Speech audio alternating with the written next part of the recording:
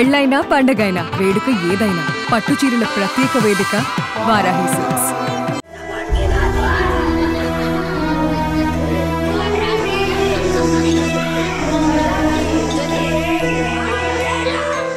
భారత్ పాకిస్తాన్ల మధ్య ఉద్రిక్త పరిస్థితులు నెలకొన్నాయి. అయితే జమ్మూ కాశ్మీర్లో జరుగుతున్న యుద్ధ భూమిలో ఏపీకి చెందిన వీర జవాన్ మరణించారు. మురళీ నాయక్ మరణించడంతో గ్రామంలో విషాద ఛాయలు అలుముకున్నాయి. అనంతపురం జిల్లా గోరంట్ల మండలానికి చెందిన మురళీ నాయక్ ఆర్మీలో పనిచేస్తున్నారు.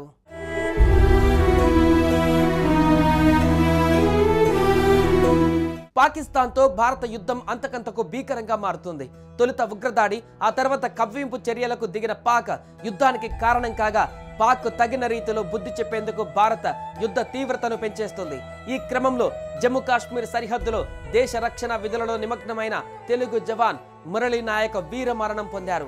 పాక్ జరిపిన కాల్పులలో మురళి మృతి చెందినట్లుగా అధికార వర్గాలు ధృవీకరించాయి.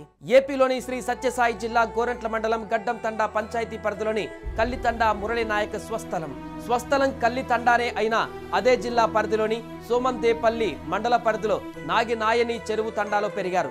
సోమందేపల్లి విజ్ఞాన పాఠశాలలో విద్యాభ్యాసాన్ని పూర్తి చేశారు. విద్యాభ్యాసం తర్వాత భారత సైన్యంలో చేరిన మురళి నాయక్ గురువారం నాటి పాక్ చొరబాటుదారులను అడ్డుకునే ఆపరేషన్లో పాలు పంచుకున్నాడు. ఈ క్రమంలోనే పాక్ వైపు నుంచి దూసుకువచ్చిన కాల్పులలో మురళీ నాయక్ వీర మరణం పొందారు. శుక్రవారం ఉదయం మురళీ నాయక్ మృతిని ధృవీకరించింది. అదే విషయాన్ని మురళీ కుటుంబానికి కూడా చేరవేశారు. ఈ వార్త విన్న వెంటనే మురళీ కుటుంబం కుప్పకూలిపోయింది.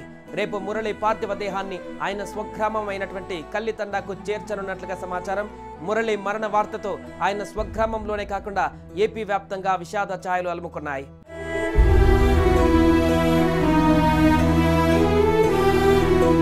ఈ విషయం తెలిసిన వెంటనే టీడీపీ అధినేత ఏపీ సీఎం నారా చంద్రబాబు నాయుడు వీర జవాన్ మరణానికి సంతాపం తెలుపుతూ ఒక ప్రకటన విడుదల చేశారు. యుద్ధంలో మురళీ నాయక్ ప్రాణాలు కోల్పోవడం బాధాకరమని ఆ సంతాపంలో చంద్రబాబు పేర్కొన్నారు.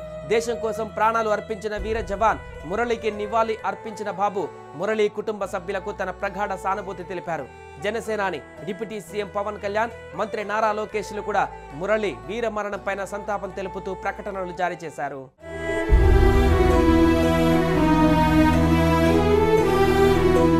పాకిస్తాన్ ఇండియాలోని 15 నగరాలలో దాడులు చేస్తుంటే భారత్ పాక్లోని 9 నగరాలలో దాడులు చేస్తోంది. పాకిస్తాన్ 50కి పైగా డ్రోన్లను భారత్ పైకి ప్రయోగించింది. అయితే భారత దగ్గర S-400 అనే మిసైల్ డిఫెన్స్ సిస్టమ్ ఉంది. అందువల్ల దీని ద్వారా భారత్ పాకిస్తాన్ నుంచి వస్తున్న మిసైల్స్ ని అడ్డుకుంటుంది. అలాగే డ్రోన్లను కూడా అడ్డుకొని నాశనం చేస్తుంది. అందువల్ల పాకిస్తాన్ ఏమీ చేయలేని పరిస్థితి ఏర్పడింది. ఇప్పటి వరకు ఎవరికి ప్రాణ నష్టం కలగలేదని, ఎక్కడ ఆస్తి నష్టం జరగలేదని భారత రక్షణ శాఖ స్పష్టం చేసింది. దేశ ప్రజలు అప్రమత్తంగా ఉండాలని ప్రధాని మోదీ పిలుపునిచ్చారు.